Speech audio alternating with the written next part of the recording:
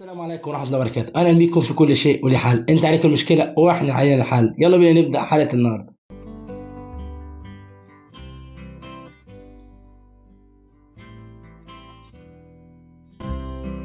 مشكلة من العدو معانا بتقول: السلام عليكم، أنا جوزي مسافر بره مصر بقاله سنتين. طبعا أنت عارف معاناة الزوجة في سفر جوزها وقد إيه بتبقى وحيدة جدا، بتبقى شايلة مسؤولية إزاي. كل ده بيهون وبهون على نفسي بيه، وبستنى اليوم اللي يرجع فيه. المهم هو كان بيبعت لي مصروف بسيط أنا وابني، كنت برضه بعديها. بعدين لقيته جاب ليا ولابني تابلت، وراح جاب قصاده الأخت موبايل، وأبوه وأمه وأخوه كلهم موبايلات، وعديتها وقلت مش مهم، هم برضه أهله. بيبعت لي باباه فلوس، ولما جه اول سنه جاب لي لها كلها هدايا، وبعدين سافر وبقى بيبعت لي برضه نفس المصروف.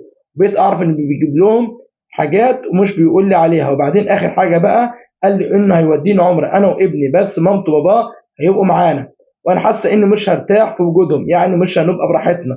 ونفسي اعرف هو ليه دايما بيفكر في اهله وانه بيبسطهم، رغم ان احنا اللي حاسين قوي بغربته. عايز اعرفه انه مش عايزه مامته وباباه يبقوا معانا في العمره، بس مش عارفه اجيبها له ازاي. ده غير تصرفات كتير بيعملها ومش ذكرتها. اسفه اني طولت، بس بجد محتاج قوي اتكلم مع حد وحد يديني نصيحه كويسه، وشكرا. بصي، يعني حضرتك مبدئيا المشكله بتاعتك فيها جزئين. اول جزء ان هو مثلا بيبعت لاهله موضوع التابلت ويجيب لهم تليفونات والكلام من دوت.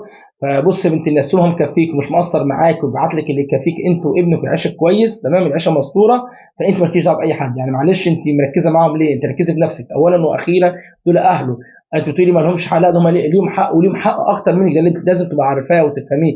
هو انت ليك حقوق عنده، ما حدش ينكر كده والكلام. وانا قلت لك في الاول، طول ما انت بكفيكي يبقى خلاص، انت كده الباب ده انت مقفول من ناحيتك. انت مالكيش دعوه جاب لهم بكام ولا جاب لهم ايه، دي حاجه ما يخصكيش. وما تركزيش معاهم، ركزي مع نفسك. خليكي بص على اللي في ايدك، خليكي بس في اللي معاك. فانت في الاول في الاخر دي حاجه ما تخصكيش. ده بالنسبه للجزء الاول. اما بالنسبه للجزء الثاني فصراحه يعني انا اسف، انا مش فاهم حضرتك دماغك ماشيه ازاي. بتقول رحله عمره، دي عمره يا ست، مش رحله.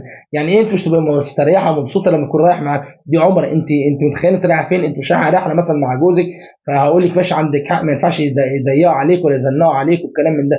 انت رايحه عمره، يعني انت اصلا يعني إيه؟ انت رايحه زياره لبيت ربنا، رايحه زياره لبيت الله الحرام. فانت اصلا المفروض تفصلي من الدنيا دي كلها، ولا جوزك ولا ابنك ولا أي حد، تركزي في اللي انت رايحه له. انت رايحه تعبدي ربنا وتأدي ركن من اركان الاسلام.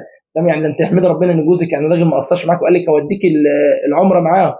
فاصلا في الاساس والمعروف، ان الانسان لما بيروح يعمل عمره او بيروح يحج بينسى، ولا رفث ولا فسوق خلاص، ولا جدال في الحج. يعني حتى الجدال ما ينفعش. يعني مثلا لو انا مثلا طالع عمره حاجه، ما ينفعش اتجادل في اضعف، في ابسط حاجه.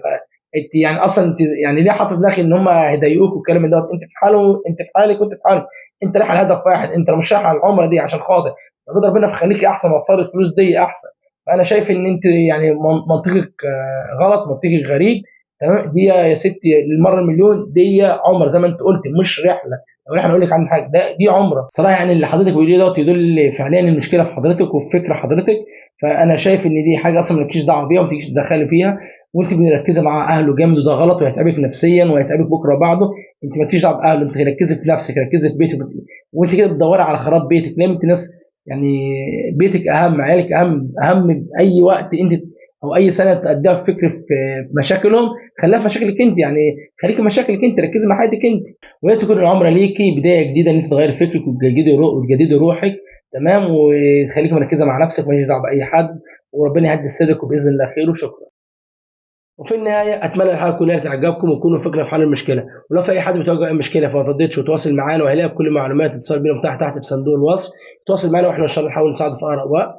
وكذلك ما تنساش اللايك دوت اهم وافضل حاجه ممكن تقدمها صانع المحتوى عشان يستمر في المحتوى اللي بيقدمه او يطور منه. وكذلك الشير، وكذلك الاشتراك بالقناه عشان نقدر نوصل ناس اكتر ونساعد ناس اكتر. وفي النهايه ما تنساش اخواننا في غزه وفلسطين ولبنان بالدعاء، ومحاوله نشر الروايه السرديه الفلسطينيه في كل مكان. وطبعا المقاطعه يا جماعه سلاح مهم جدا. المقاطع يقاطع، والمقاطع يكمل مقاطعته ويحولها من القطع الاستغناء. باذن الله ربنا ينصرهم. دمتم في ود ولقاء في حلقه جديده، والسلام عليكم ورحمه الله وبركاته.